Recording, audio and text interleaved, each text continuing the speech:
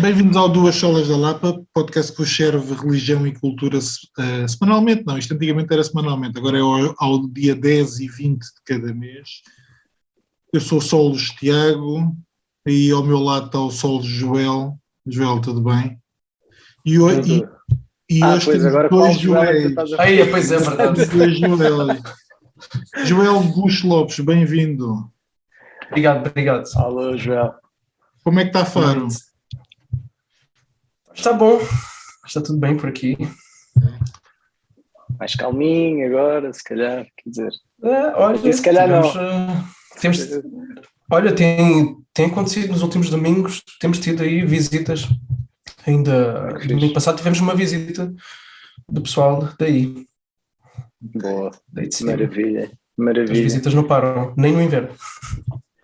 Ainda bem. Joel, tu és pastor da Igreja Ação Bíblica de Faro, correto? Exatamente. Queres-te apresentar melhor? Quem és tu? Bom, então eu sou o Joel, sou casado com a Thalita.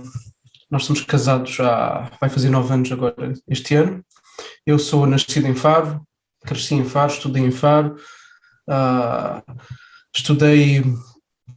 fiz universidade, fiz o curso de Psicologia na Universidade do Algarve, ainda pré-Bolonha, portanto vejam há quantos anos isso foi. O meu curso também é pré-Bolonha, portanto esquece lá. Eu também. Fomos todos. Na verdade para ser honesto, quando eu estava no curso, a meio do curso é que foi a mudança para Bolonha. Eles perguntaram-nos se nós queríamos passar para Bolonha e nós não quisemos, nós quisemos continuar, então fizemos uma licenciatura de 4 anos. Pronto, então eu estudei Psicologia aqui na Universidade do Algarve.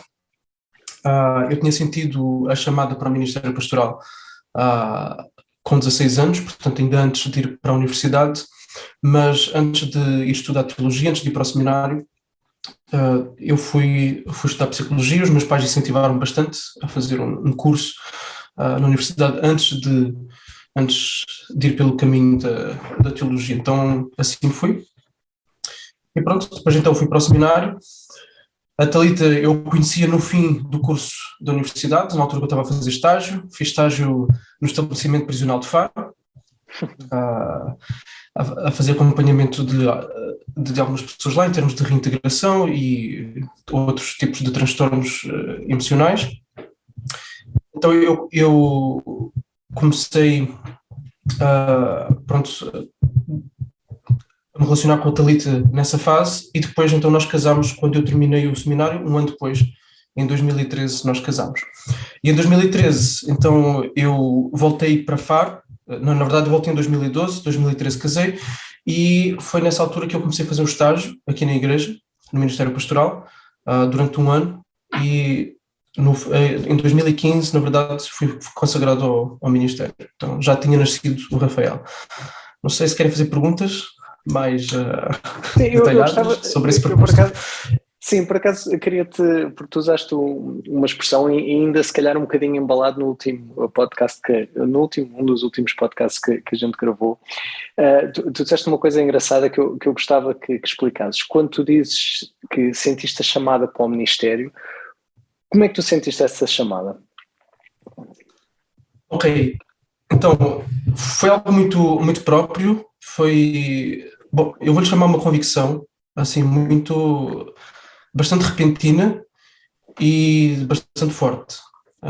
Eu estava numa conferência na Igreja Batista aqui em Faro, portanto, nossa igreja vizinha. Eu ia bastante lá aos cultos, ao domingo, porque eles tinham cultos também à noite.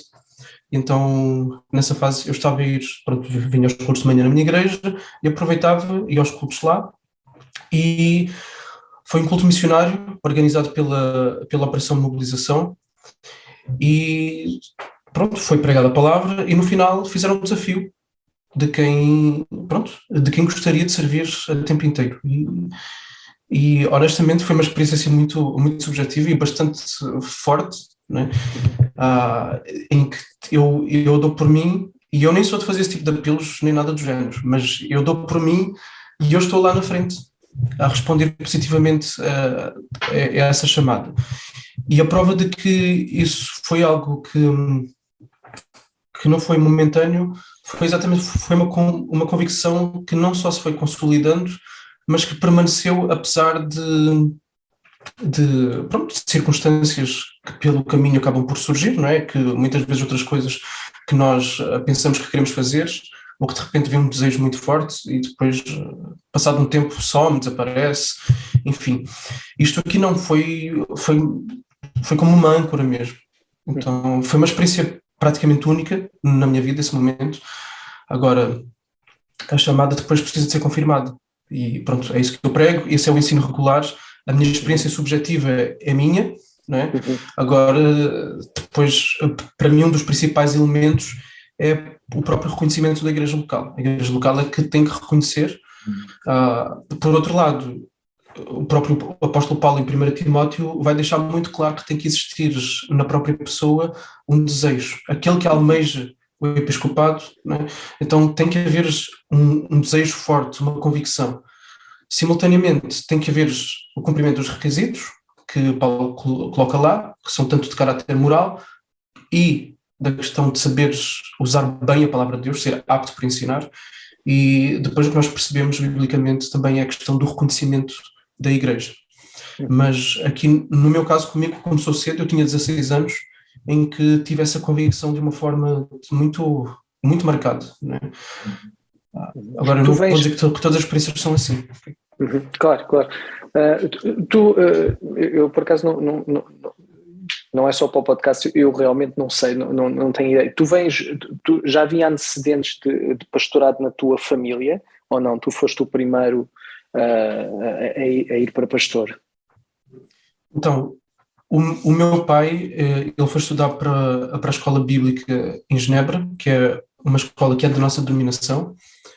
Hoje em dia já é interdenominacional, mas na altura era da Ação Bíblica, que ao longo de vários anos foi enviando pessoas para vários lugares do mundo, e havia o hábito aqui em Portugal, na altura do meu pai, nos anos 80, de os jovens tirarem um ano, fazerem um gap year e irem para lá. Então era uma escola bíblica onde não só se estudava disciplinas teológicas de cariz introdutório, mas também se trabalhava bastante o caráter através de trabalhos práticos. Então não era só a questão do estudo, mas era também a questão da vida, através de várias tarefas que eles tinham que desempenhar, de manutenção, de várias coisas. E lá ele conheceu a minha mãe. Minha mãe tinha uma chamada missionária, isto tudo para te responder à pergunta. Sim, a minha mãe tinha uma chamada missionária, ela queria ir para a Índia e acabou vindo para Portugal. Acontece. Ela está sempre a contar esta história, Acontece. Pronto. E então o meu pai vem para Portugal exatamente porque ele sente a convicção de que deve servir a igreja portuguesa. No entanto, não a tempo inteiro. Então o que vai acontecer é que ele vai ser um dos pastores da igreja, mas que mantém um trabalho remunerado sem ser dentro da igreja. Okay? Então nós tivemos durante 30 anos um pastor assalariado, o pastor Luís Calisto, que se reformou agora no final deste ano que passou, e o meu pai durante 30 anos foi um dos pastores, um dos presbíteros da igreja. João, e ele foi o primeiro. Deixa-me perguntar-te uma coisa, até porque tem a ver com isso e provavelmente a maior parte também não saberá assim tão bem.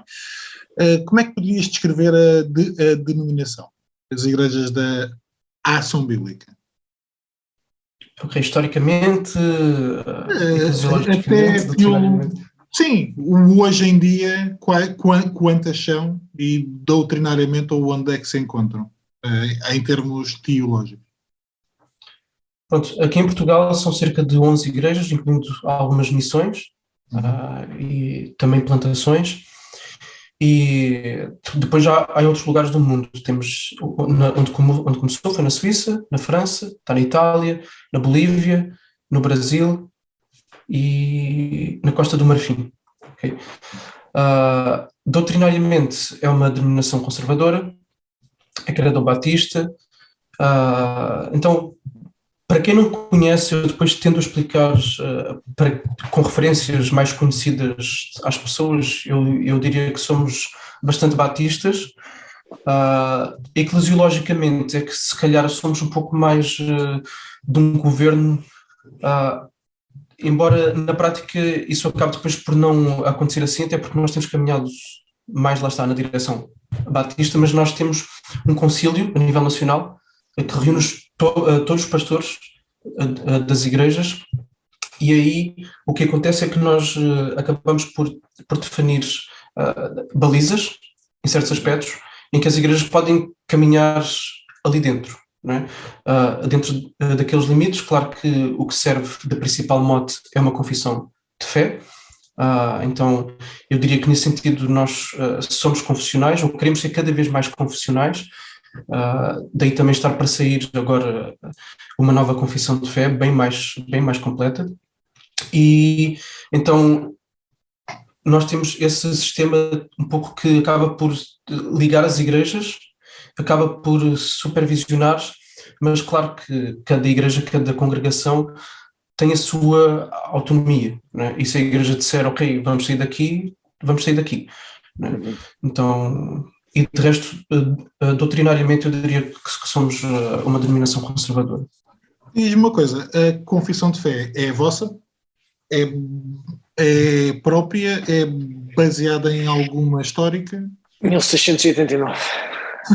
Então, não serão assim tão batistas.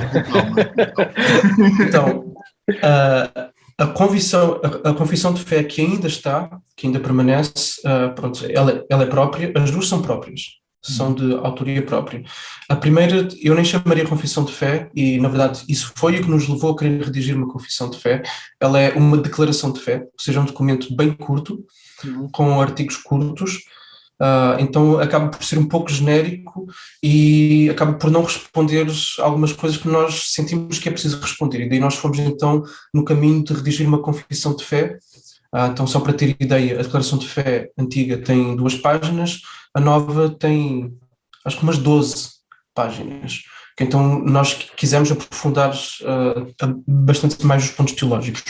E respondendo a essa pergunta, sim, a Confissão de Fé de Batista de 1689 foi uma das nossas referências para a redação da nova Confissão de Fé, assim como a Confissão de Fé, ou a Declaração de Fé da Gospel Coalition e da Fraternidade Reformada Mundial. Então essas foram as nossas inspirações. Para a nova, que ainda vai ser votada e aprovada a nível internacional. Internacional, não é só a nível nacional, era isso que eu Não, é a nível internacional. Isto é mesmo a nível internacional. Isso. Okay. Cada país enviou 2 delegados. No caso aqui de Portugal fui eu e o pastor Paulo Pedro Luvumba, da Ação Bíblica da Margem Sul. E então nós reunimos com pastores de outros países, só aqui da Europa, porque ficava dispendioso os outros do resto do mundo viajarem, mas sempre submetendo os documentos, eles dando as opiniões deles. Então nós reunimos várias vezes desde 2015, não me lembro, assim, mas acho que já vai uns 6 anos. E agora o documento final está pronto e os vários países vão se pronunciar.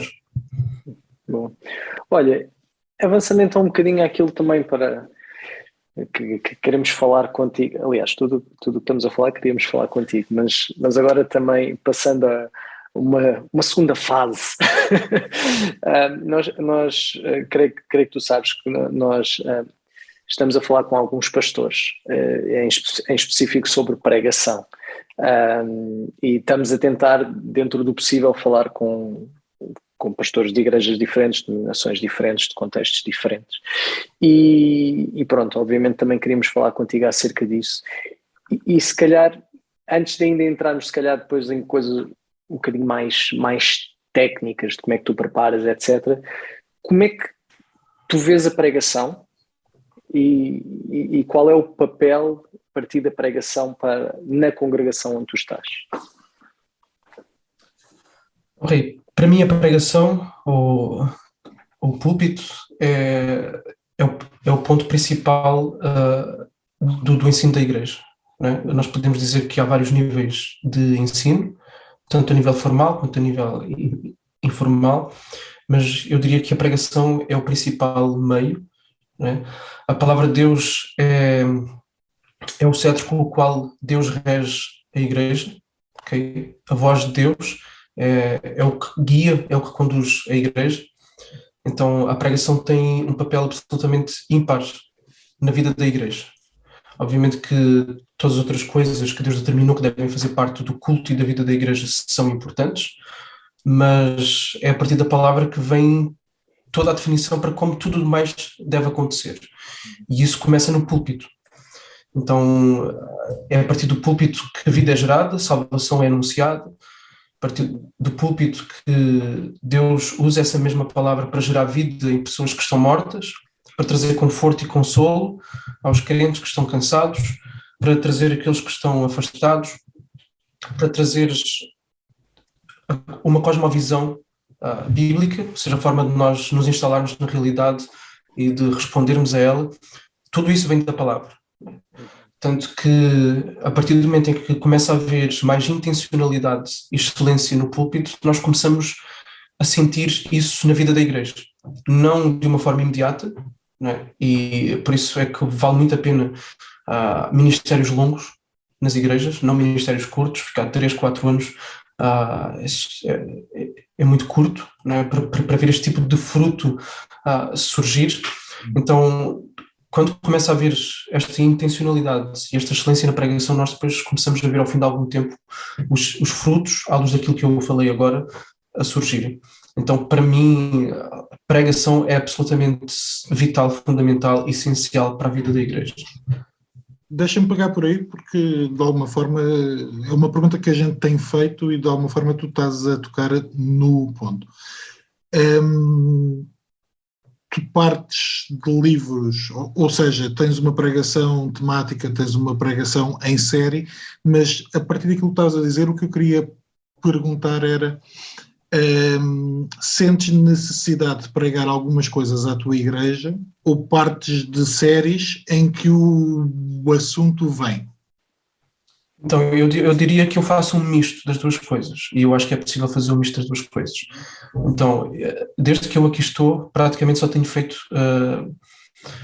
pregação expositiva e sequencial, ou seja, pego um livro da Bíblia, vou de uma ponta até à outra.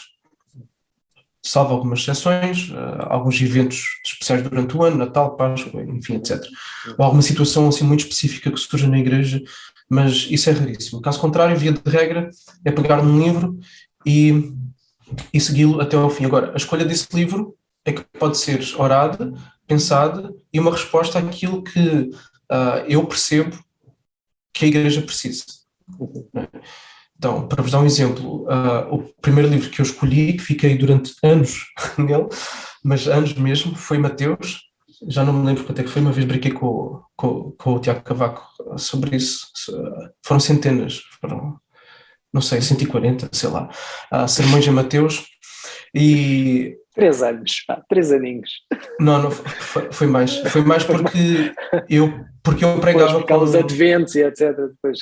Não, e não só porque eu no início não pregava com tanta regularidade, só depois é que gradualmente eu fui assumindo cada vez mais o púlpito e hoje faço cerca de 3 vezes por mês. Okay? Mas antes fazia uma vez por mês, etc. Então isso foi uma mudança que eu também trouxe aqui na igreja, exatamente por perceberes a importância vital do púlpito. Então, para mim, o pastor da igreja deve assumir mais o púlpito. Embora tenhamos sim um conjunto de pastores na igreja, mas acaba por haver um que se dedica mais à questão do ensino da igreja. Então, voltando atrás, então, eu escolhi Mateus exatamente para... Eu quis começar com o Evangelho. Eu quis mostrar quem é Cristo e quem é Cristo à luz de uma vida que pode já estar muito cristalizada de igreja face a uma longa caminhada. Passo a explicar. A igreja aqui é de 1930, ok? Então é uma igreja já de longa caminhada e há certas coisas práticas, formas de ver, formas de estar que podem cristalizar e que precisem de uma nova injeção de vida, ok? Então o livro de Mateus basicamente é Mateus a lidar com o povo judeu para mostrar que ele é o Messias. Ele vai tratar bastante a questão do legalismo e da tradição ao longo de Mateus, né? Então eu quis trabalhar bastante isso para exatamente que não haja qualquer risco de, pelo facto de sermos uma igreja antiga, vivermos tradicionalismo. Tradições são boas, mas não podem ser maior do que aquilo que importa, nem o risco de haver legalismo. Então, no fundo, é trazer Cristo para cima, o Evangelho, é trazer o Evangelho, né? E então essa foi a minha primeira escolha. Depois, quando terminámos, eu pensava, bom, agora vou para Mateus, para falar da igreja, para falar da vida na igreja. Não, estavas em Mateus e foste para onde? Eu pensei para Atos. Atos, disseste Mateus, ok, para Atos. Desculpa, ok, para Atos. Mas então não fui, e fui para Neemias, que também aborda a questão da construção, da reconstrução, e era algo que eu achava que a igreja também estava a precisar. E neste momento nós estamos em Timóteo, porque eu senti a necessidade de trabalharmos eclesiologia em vários sentidos. Então, o título que serve para toda a série em Timóteo é Construindo uma Igreja Saudável. Então, a partir daí, estamos a trabalhar vários aspectos da vida da igreja que nós queremos que sejam intencionalmente alvo de esforço e de trabalho, a fim de sermos uma igreja cada vez mais saudável. Então, sim, respondendo à pergunta, eu vou escolher um livro em função daquilo que eu percebo como uma necessidade da igreja. Eu normalmente vou à tua igreja quando for de férias e eu sempre achei muito estranho, quer dizer, todos os anos eu ia lá e só havia Mateus. Assim, agora está explicado já. Estou a brincar. Por acaso não me lembro de ter apanhado, se calhar apanhei várias vezes Mateus, mas não tinha. Mas este verão já estava em Neemias. Pois, exatamente, este verão já não foi Mateus, estava a ver se me lembrava, já não tinha a certeza. Já estava em Neemias. Como é que tu fazes a preparação? Aliás, quero-te perguntar outra coisa que estavas a falar e eu estava a visualizar-te a pregar das vezes que estou aí. Tu costumas escrever tudo o que levas para pregar? A ideia que eu tenho, quem te vê de vez em quando, ou seja, e tomo mais atenção a isso, e como não sei como é que é o teu processo também, como conheço dos nossos pastores, a ideia que eu tenho, posso estar errado, é que tu tens algumas coisas escritas, mas não te cinges muito ao que está escrito. Estou certo ou estou errado? A ideia que eu tenho de quem está a aparecer, não, ele está... Então, eu escrevo tudo. Eu escrevo tudo. Tu escreves tudo. Okay. Às vezes dá preguiça de escrever tudo, ok? Porque a gente sente que, ok, eu já, eu conseguia falar disto sem estar aqui a escrever. Mas eu prefiro escrever tudo, eu não sei o que vai acontecer ali no momento. Então, eu escrevo tudo e há pregações que acabo por me soltar um pouco mais, não é, do que está escrito, em que acabo por saltar partes, ou que acrescento outras partes que surgem no momento, no raciocínio lógico, que não está lá, e eu acrescento. Mas, regra geral, eu escrevo tudo mesmo, está tudo escrito. Ok. Havia um irmão aqui que pregava na igreja que ele levava um post-it assim, com os tópicos. Eu não era capaz de fazer isso. Muito escolha. Olha, o Calvino nem manuscrito levava. Só estudava e ia. Vamos embora. Diz-me uma coisa, João. Em termos de preparação, num livro mais pequeno, como Neemias ou como a carta a Timóteo, tens uma estrutura ou partes de uma ideia de quantos sermões é que vai dar, ou entretanto isso depois... Não, eu começo e siga, não sei onde é que vai parar, não sei, até porque já me aconteceu de eu achar que um texto ia ser um bloco, não é? Tipo, sei lá, imagina, ia ser de 1 ao 9, eu depois percebo, não, espera aí, isto é melhor interromper aqui no 4 ou no 5, porque há uma ideia que se completa, há uma ideia que se fecha, vou parar por aqui. Então, eu sempre admirei aquelas pessoas que fazem aqueles planos de pregação para o ano inteiro, dividem os sermões para toda a gente, não sei o quê, pronto. Eu teria que juntar as duas coisas, não é? Mas eu prefiro ir levando. Até, por exemplo, agora, na última vez, no último domingo, eu fiquei muito na dúvida se eu continuava Timóteo ou se eu interrompia e falava alguma coisa a partir daquilo que nós estamos a passar hoje na Europa, não é? Com a questão da guerra. Então trazer algum salmo para trazer a tranquilidade, falar da soberania de Deus, etc. Mas pronto, acabei por não fazer, segui a viagem em Timóteo.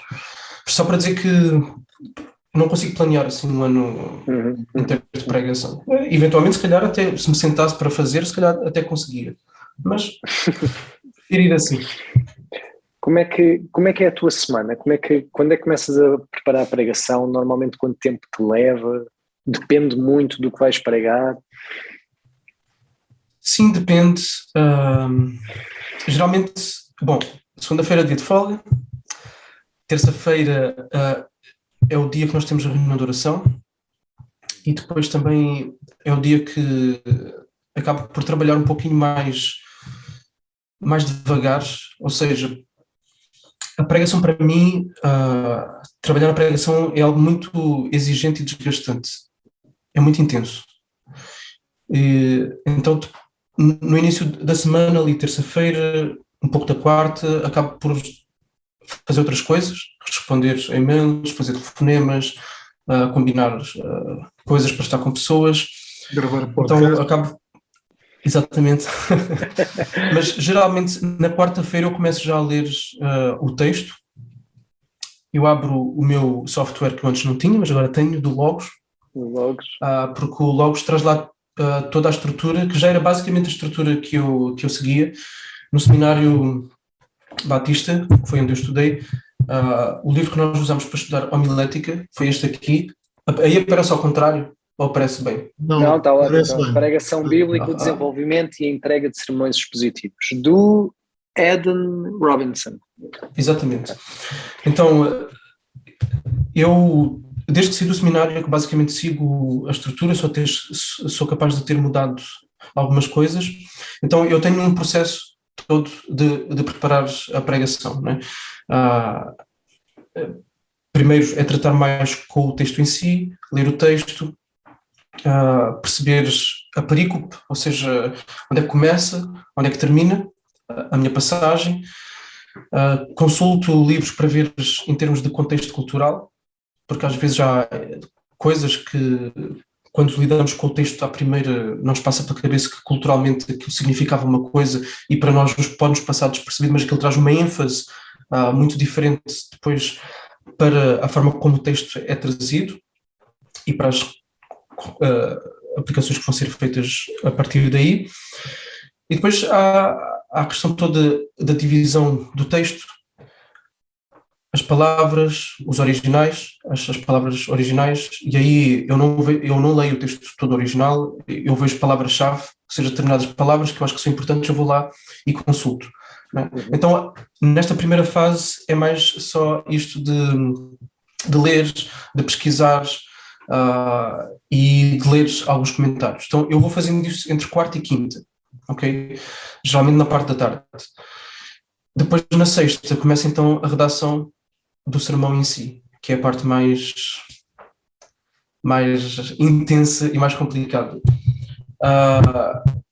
Primeiro, uma das partes que às vezes me dá mais luta, digo às vezes porque há momentos em que acontece logo de estalo, há outros momentos em que só praticamente quando a gente está a redigir é que a coisa começa a ganhar sentido, que é o quê? Que é a questão da estrutura do sermão. Para mim, sempre foi assim desde que eu estudei na escola, no secundário, na universidade.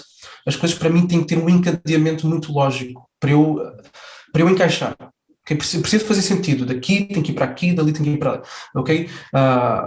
E sendo a Bíblia um livro composto por livros que foram redigidos, foram escritos por pessoas com intenção para os seus leitores, mesmo que seja uma carta, seja uma narrativa, seja o que for, há um pensamento, há uma lógica de quem está a escrever, ok? Então, esse é o grande quebra-cabeças muitas vezes, é tentar encontrar uma estrutura, não é? Por exemplo, se eu vou ter 2 pontos, ou 3 pontos, ou 4, pronto, isso varia, não é? 3 pontos do sermão, não é? Sempre brincam, né, que o bom batista tem 3 pontos. Eu já tive 6, também já tive só 2, por isso é... Mas a média... A média, então, e isto vem a partir daquilo que o texto traz, ok? E eu não gosto de impor uma estrutura ao texto para forçar algo que faça assim, tipo uma mnemónica, por exemplo, os 3 Cs, então, mas para isso eu tenho que forçar ali alguma coisa. Não, eu não gosto, né? Então às vezes eu perco imenso tempo, fico a caminhar no escritório de um lado para o outro, a fazer essa estrutura, para que as pessoas depois consigam seguir melhor o flow do texto, o argumento do autor, e isso ficar mais memorizado. Então, essa parte mais intensa, tanto de pensar na estrutura quanto da redação do sermão em si, isso vem na sexta e no sábado. Então, sim, há aqueles que dizem, no sábado não se devia escrever o sermão, no sábado já está tudo pronto, e comigo isso não acontece, ok? Não acontece. Vou até sábado, aconteceu já algumas vezes de eu terminar na sexta, mas geralmente vai até o sábado. Terminar ao domingo, não? Nunca? Terminar ao domingo, eu comecei a terminar ao domingo, tocaste aí bem, porque eu sempre faço questão de ler o sermão de manhã. Mais cedo eu faço questão de ler o sermão de manhã. E o que eu comecei a fazer foi deixar a conclusão do sermão para depois da leitura fresca e completa do sermão. Então aí eu leio tudo, sigo o feeling do sermão e depois chego à conclusão com uma melhor noção do que na quinta ou na sexta-feira, porque estive a fazer aquilo com paragens, com blocos, não sei o quê. Então ali a conclusão vai na sequência. Então, ultimamente eu tenho preferido fazer a conclusão sim no domingo de manhã. Mas deixar para acabar o resto no domingo, eu não tenho coragem para fazer isso. Se for preciso, fico acordado até às 2 da manhã, mas deixar para o domingo. Já é. Sim, mas... Mentalmente ainda não. Exatamente. Ir dormir com o sermão por acabar, não. Dá-me ufa. Tu já deste resposta, mas de alguma forma, se calhar, ir um pouco mais fundo. Até que ponto é que estás preso àquilo que escreveste? Se num determinado momento, e aí é uma das perguntas que nós também temos feito, de que forma é que sentes que às vezes o Espírito Santo te altera o texto ou o teu intuito inicial ao domingo? Quando pregas? Então, ok. Quando nós subimos ao púlpito, temos o que está à nossa frente, seja tópicos, seja manuscrito. No caso, o meu é um manuscrito. A minha pregação é sempre dividida entre a exposição do texto, eu explico o texto, ok? Depois, às vezes misturo ensino e aplicações, ou seja, as doutrinas principais ou a doutrina principal que salta do texto e depois a aplicação, ok? Às vezes eu faço mesmo a exposição toda do texto, a doutrina toda do texto e depois no fim as aplicações todas do texto. Ou seja, imagina que a pregação tem 3 pontos. Exposição 3 pontos, ensino 3 pontos, aplicações 3 pontos.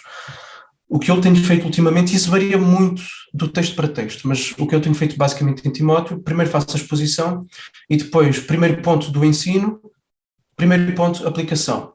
Vou logo fazendo. Okay? Segundo ponto ensino, segundo ponto aplicações. E onde isso acontece mais, a questão de eu fugir mais àquilo que está escrito, é na parte das aplicações, ok? Em que de repente vem alguma coisa para eu aplicar o texto daquela forma ou da outra forma, e então é mais nessa parte. Pode acontecer também durante o tempo que eu estou a fazer a exposição, a explicação do texto, de repente há algo que não está, e eu quero exaltar alguma coisa mais em termos doutrinários, ou então não é necessariamente um ponto daquela pregação, mas eu logo faço ali uma aplicação porque ela não vai aparecer mais tarde, mas surge ali naquele momento e a gente, pronto, nós sentimos compelidos a isso, ok?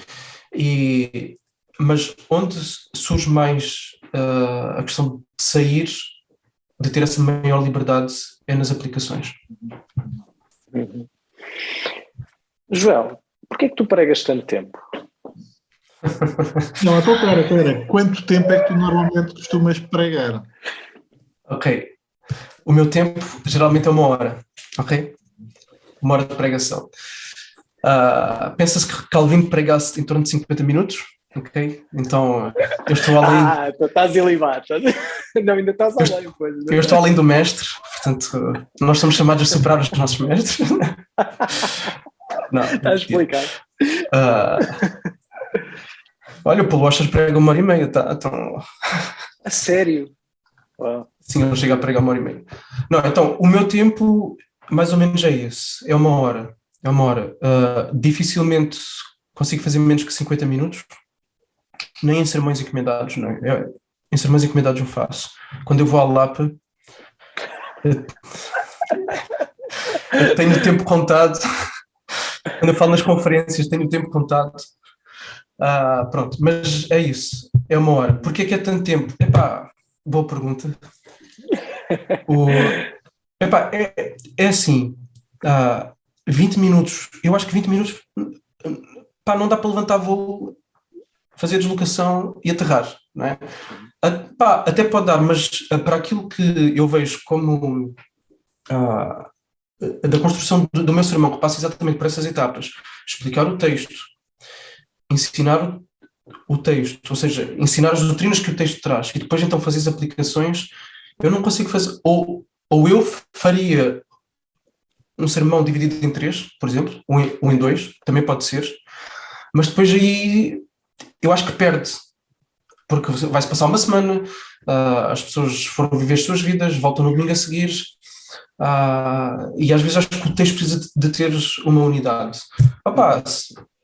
Pronto, se calhar é uma virtude conseguir fazer mais curto, mas eu não tenho essa virtude. Foi só provocação. Eu sei, aliás, que foi, mas... eu gosto muito de ir à tua igreja e não me chateio de todo tu pregares 1 hora. É mais realmente do que normalmente se prega na Lapa, mas ainda assim não é chato, não creio. Prega agora, porque anteriormente sim. Pré-pandemia o tempo seria também esse. Sim, vamos falar mais. 45, 50 minutos era sempre. Sim, era isso. Sim. Aliás, das vezes que eu preguei aí foi sempre antes da pandemia e acho que o tempo que me davam era 40 minutos, mais ou menos. Já a contar com os meus descontos, né? Que viriam depois. Né?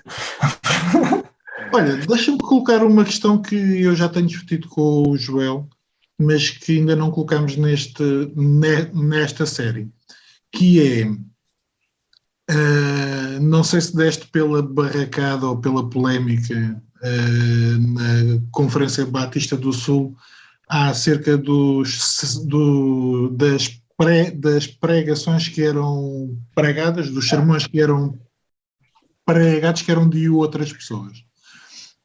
Qual é que é a tua opinião? Isto é, um sermão pode ser utilizado por outra pessoa sem grandes problemas ou isso é fazer claramente batota? É assim, se é para usar o sermão de outra pessoa, que digam que é de outra pessoa, não é? Que acho que foi o caso que não aconteceu. Chegaram com o sermão praticamente ipsis verbis e lá foram, não é? Eu, quando preparo o meu sermão, eu leio comentários e leio outros sermões, ok? Porque muitos dos comentários que aparecem escritos são resultados de séries de sermões de outras pessoas, não é? Então, eu consulto bastante, isso ajuda-me, mas acaba por ser impossível copiar, fazer copy-paste, embora às vezes possa haver... Ok, esta estrutura faz sentido que esta pessoa aqui tem, não é? O ponto 1 é este, o ponto 2 é este, o ponto 3 é este, ok, isso faz sentido. Mas depois, quando tu vais desenvolver o sermão para as aplicações para a igreja, fica... Não dá. Vem aquilo que tu sabes que a tua igreja é, que a tua igreja precisa, para onde tu queres direcionar a igreja. E eu acredito que Deus também esteja nesse processo.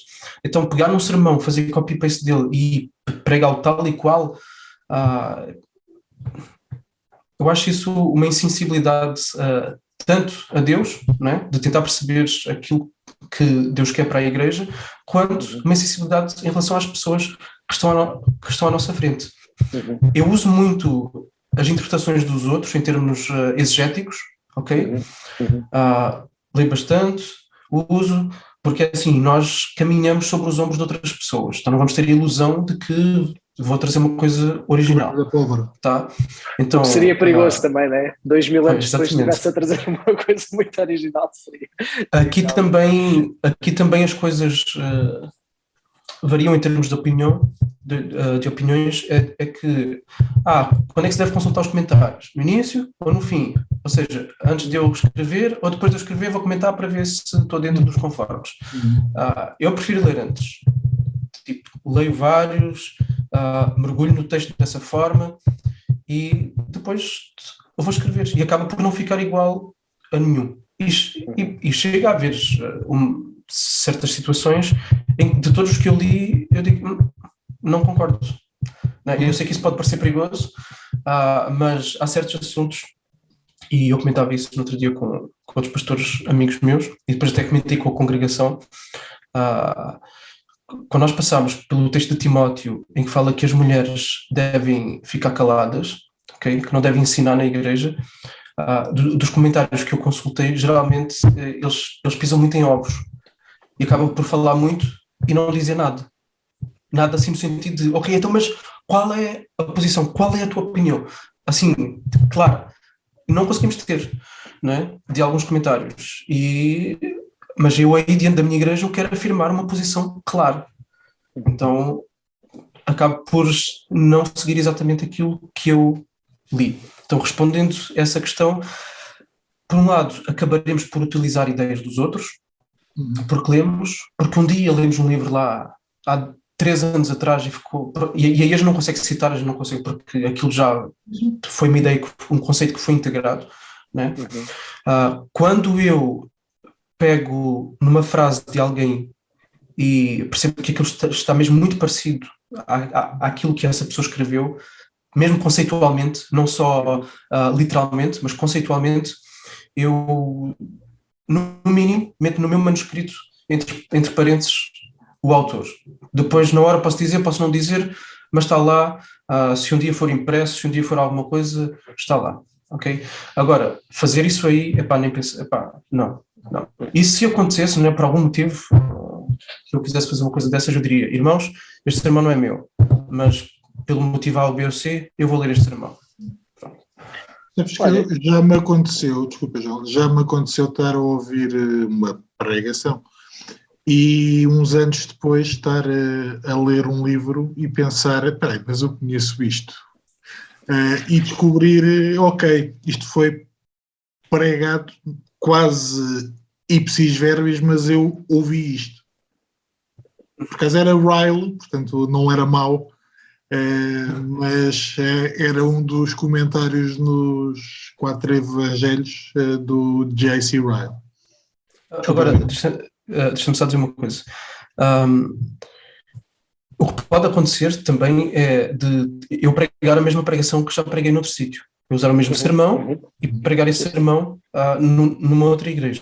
E, mais uma vez, quando eu vou reler o sermão, porque eu releio antes, faço modificações, porque acho que tem que ser mais nesta direção ou mais naquela, e quando chega a hora também de pregar, depois muda também um pouco.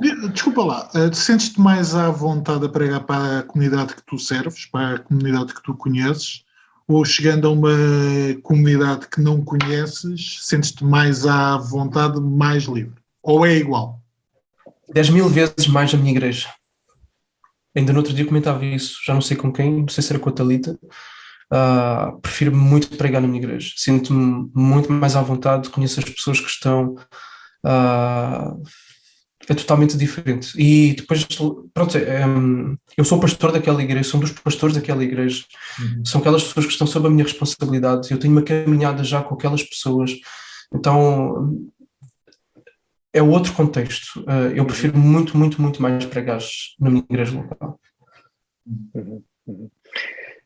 Pregadores favoritos que tu tens ou que te influenciam muito, seja em nível de forma, e podes até nem concordar com o conteúdo, e a nível de conteúdo podes gostar muito, embora a forma não gostes. Vivos ou mortos, claro. Vivos ou mortos, claro. Vivos ou mortos. Então, gosto bastante do John Piper. ok, uma figura absolutamente incontornável, tanto da forma quanto do conteúdo.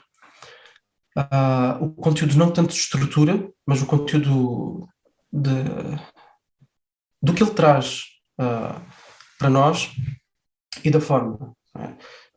Ele prega de forma muito apaixonada, não é? De forma bastante teatral, e teatral não é no sentido negativo de que Sim. fake, não é? Tudo nele comunica. E ficas preso àquilo, porque ele está com uma vida.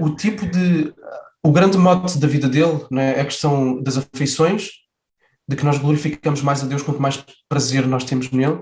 Então ele trabalha bastante essa questão das afeições a partir de Jonathan Edwards, de onde ele bebe bastante, e puritanos.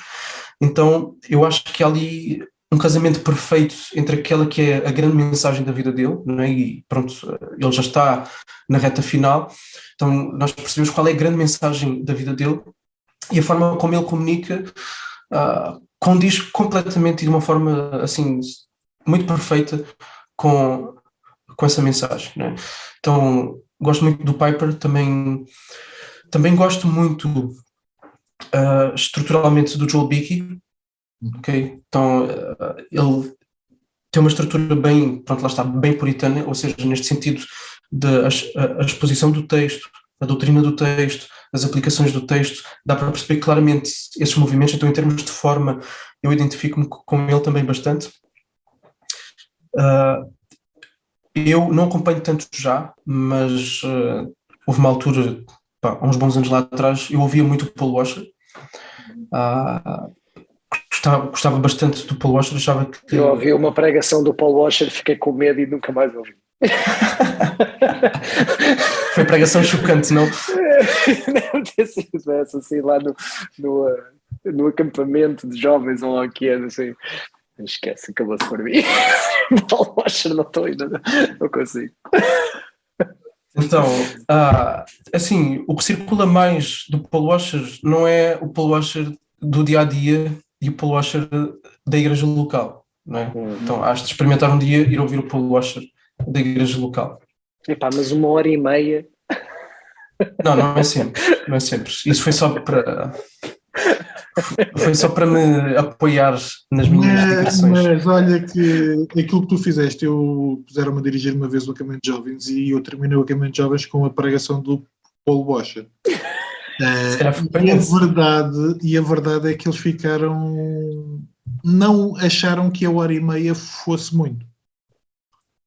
Nesse sentido, eu acho que às vezes nós achamos... eu já ouvi pregações de 20 minutos que achei entediantes e já ouvi pregações de 1h e tal que continuaria a ouvir. Portanto, a questão da duração.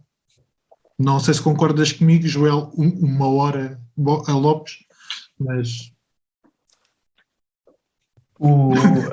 Há pessoas que a gente mal consegue ouvir durante 15 minutos e há outras que a gente consegue ouvir durante 1h. Totalmente. Outra pessoa muito importante é o Tim Keller, que trouxe muita questão do Evangelho, porque é possível nós fazermos uma pregação a partir da Bíblia e não estarmos a pregar o Evangelho, não é? E ele traz muito isso, nós pregarmos Cristo a partir de qualquer texto bíblico, não é de forçar alegorias, o ponto não é esse, mas de sempre fazer uma conexão com o Evangelho. Caso contrário, nós acabamos muitas vezes, e esse é um dos grandes pontos dele, nós vamos acabar por fazer uma pregação moralista, com princípios moralistas, em que um budista ou um espírita podiam fazer e em nada nos distinguiríamos deles, não é? E aquilo que nós temos é o Evangelho. Então, nesse aspecto e também na questão cultural, de identificar os ídolos da cultura, confrontá-los, e depois também de identificar os anseios da cultura e mostrar como é que Cristo responde a esses anseios da cultura. Então, nesse aspecto de comunicação com as pessoas que estão à nossa frente, Tim Keller é um grande, também é uma referência incontornável. Tudo vives? Estou surpreendido. Desculpa? Tudo pregadores vivos, não há nenhum morto no teu top? Pregador morto. Pronto, eu podia citar pregador, mas eu nunca os ouvi pregar. Não, leste. Mas não é mesmo. Vários sermões. Eu fico contente por apanhar pastores reformados que não vão logo para os Spurgeon e os Calvin, porque isto é verdade, porque a forma como entregas o sermão lido é muito bom, mas realmente fico contente, realmente, precisas de o ouvir, não é? Uma coisa é ler o Sproul, outra coisa é ver o Sproul a pregar, né? Ou outro qualquer. Exatamente. E aliás, o John Piper tem um impacto muito diferente da forma como ele prega para a forma como ele escreve. Okay? Então, é engraçado. Eu detesto ler o Piper. Pronto, é isso. Pronto, eu concordo com o Joel aí e aliás, acho que contigo também, Tiago. Eu acho que o Piper não há grande prazer na leitura do... Eu não tenho grande prazer a ler a maior parte das coisas do Piper. É um tipo de escrita que não me entusiasma. Mas ver o Piper a pregar é outra cena. É porque há uma entrega que tu ficas agarrado àquilo, porque a entrega importa. Eu acho, não sei, Joel, o que é que tu achas, mas acho que realmente há uma parte da pregação que tem a ver com a entrega, como se entrega, que também é importante. Não sei. Exatamente, e às vezes a mesma pregação pode não ser entregue da mesma forma. E aquela famosa pregação do Jonathan Edwards, okay, que é descrita como tendo tido uma grande comoção nas pessoas que estavam a ouvir, que tiveram sensação de que iam ser engolidas, e houve várias conversões, não é? Pecadores nas mãos de um Deus irado, o famoso sermão dele. Depois houve quem tentasse ler o sermão, mas o impacto não é o mesmo, ok? Então, sim, exatamente, é nessa linha. Agora, pregadores mortos que eu gosto muito do Ryle, gosto muito do J.C. Ryle. A forma como ele aborda, e ele é bem cirúrgico nas aplicações que ele faz, é bem incomodativo, exatamente, por ser bem prático, é bem incomodativo no bom sentido, né? Então eu gosto muito do Ryle, do Lloyd Jones também, porque o Lloyd Jones torna tudo muito simples de se entender, pelo menos quando eu leio o Lloyd Jones. E na altura que eu preguei em Mateus, consultei bastante o Sermão do Monte, fica tudo muito claro, não é? E acho que essa tem que ser uma das virtudes do pregador, tornar a coisa clara, tornar a coisa simples, e não às vezes assim muito complicada e difícil de entender. Olha, Joel, desculpa, estavas a falar, deixa-me só fazer uma última questão antes de passarmos para algumas sugestões de livros, mas era uma que eu tinha aqui desde o início. Qual é a importância do curso que tiraste no teu ministério? Ou seja, de que forma é que a psicologia te ajuda ou não ajuda, não só na pregação, mas no teu ministério pastoral? Bom, ajuda bastante. Eu pensava, Tiago, que tu ias perguntar: é mais fácil dar consultas na prisão ou pregar à tua congregação? Estava mais interessado na resposta. Eu também posso responder essa pergunta. Isso eu estaria mais interessado na resposta da congregação. Exato, o que é que a congregação acha? Então, o curso de Psicologia deu-me algumas ferramentas, especialmente, pronto, a gente acaba por não reter muita coisa daquilo que a gente estuda, das várias disciplinas que nós temos, então, mas algumas coisas ficam mais marcadas e eu tenho usado principalmente em contexto de aconselhamento, então que acaba por ser semelhante em alguns aspectos com uma consulta. Nós temos cada vez mais situações de depressão, ansiedade, que vão sendo também cada vez menos tabu, mesmo entre o meio cristão, vai-se desfazendo essa ideia de que é do diabo, de que é pecado, propriamente dito. Então, como esses tabus vão sendo desfeitos por várias razões que nós podíamos falar, as pessoas então estão mais abertas, seja a conversar, seja a procurar ajuda. E a psicologia ajuda-me bastante. Agora, eu diria que a psicologia por si só ela não é suficiente, sem uma cosmovisão bíblica, sem uma antropologia bíblica, não é? E a questão antropológica ela é absolutamente central, ok? Mas, basicamente, o que eu uso bastante, que é a segunda linha que nós estudamos aqui de psicologia, que é a linha cognitivo-comportamental. Então, as crenças que a pessoa desenvolve ao longo da vida, que faz com que a pessoa interprete a sua realidade desta ou daquela forma e, por conseguinte, responda à realidade desta ou daquela forma. Pode ser uma forma saudável ou pode ser uma forma desordenada, não é? que leva a sofrimento. Okay?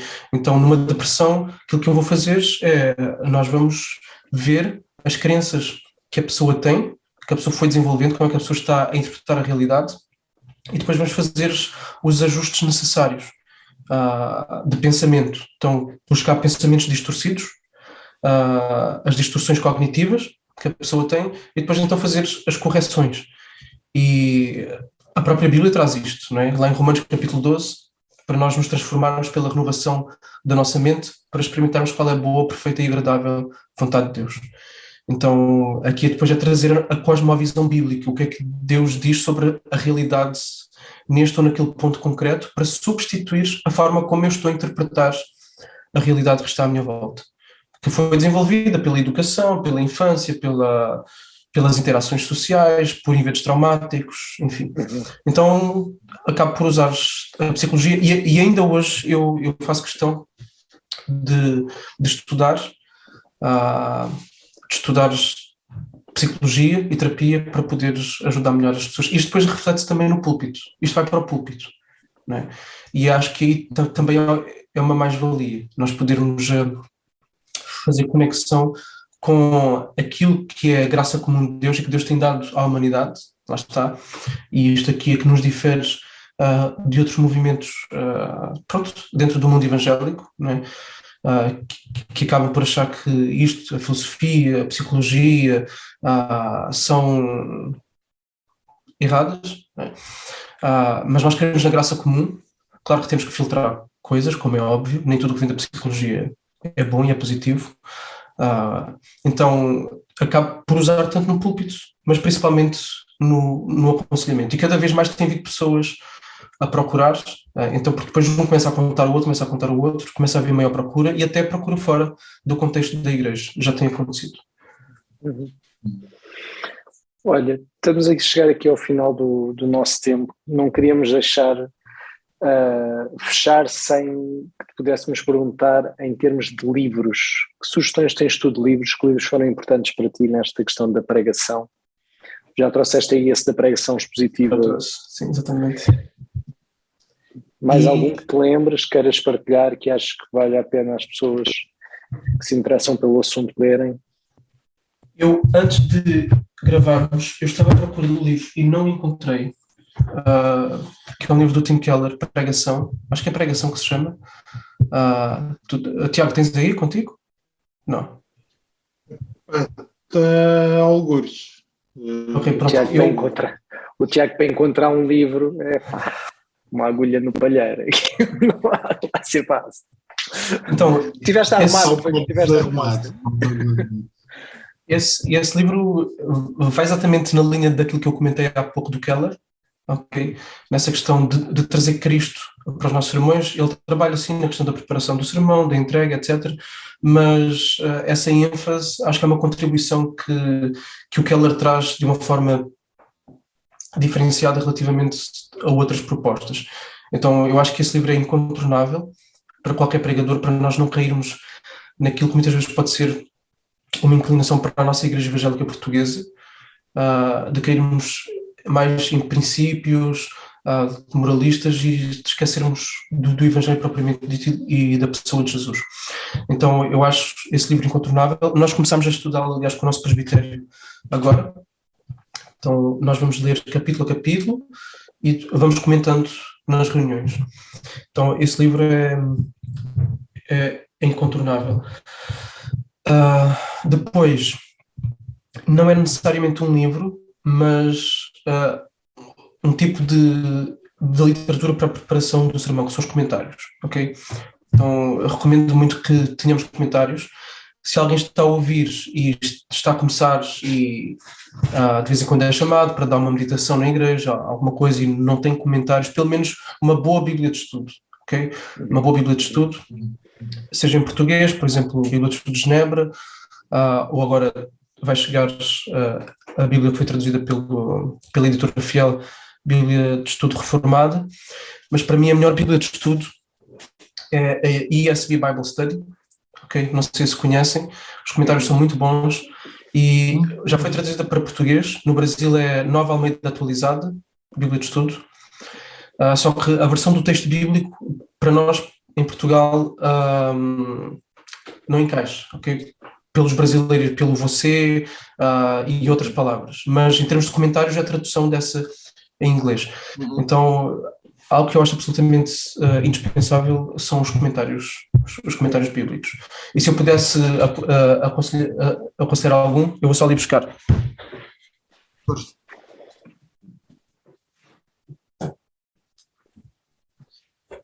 Poça. Quem está a ver isto no Spotify ou no Apple não está a seguir no YouTube, o Joel foi. Não vê. Eu não chamei isto um livro, eu chamava isto, sei lá, uma caixa que dá para pôr uns 10 livros dentro. Olha, o vosso pastor praticamente só lê isto antes dos sermões, brincadeira. Ele fala muito bem deste aqui, o comentário bíblico Vida Nova, que é organizado pelo D.A. Carson. Depois, um outro comentário que é extremamente importante e que se tornou muito útil, e é uma ferramenta que é relativamente recente, é o comentário histórico-cultural da Bíblia, então aborda mais as questões culturais. Este é do Novo Testamento e também foi lançado há 1 ou 2 anos, o do Antigo Testamento, em português. Em inglês já existe há muito tempo. É de quem? Quem escreveu? Este é do Kinner. E é Vida Nova também, não? É Vida Nova, é um teólogo assembleiano. Para os nossos amigos assembleianos que nos ouvem. Depois, um sobre pregação também muito bom, é do Joel Beeke, Reformed Preaching, e ele vai trabalhar a questão da pregação experiencial, que é de trazer às afeições, okay? de serem despertas as afeições, e depois ele vai trabalhar a partir de várias figuras também relevantes da história da Igreja. Então este livro é muito bom e já existe em português. Eu gostei muito. Eu acho que não tenho. Eu gostei muito. Diz? Eu gostei muito deste. E é assim, o Joel Beeke escreve muito bem mesmo, de uma forma muito prazerosa de se ler, muito fácil de acompanhar, muito bem mesmo. Então estas acho que seriam as minhas indicações. Maravilha. Joel, muito obrigado pela tua participação. Foi um prazer ter-nos connosco. Obrigado. Eu irei fazer mais uma visita. Vem entrar o Tiago, porque o Tiago nunca veio aqui. A sério? Aí não. Sabes que o Tiago não gosta de calor. Ele não sabe o que é bom. Está sempre a escapar das melhores partes deste país. Não, na vez em que podia ter visitado o Joel, fizemos um outro desvio. É verdade, esteve quase para acontecer, é verdade, eu lembro-me. Esteve quase para acontecer.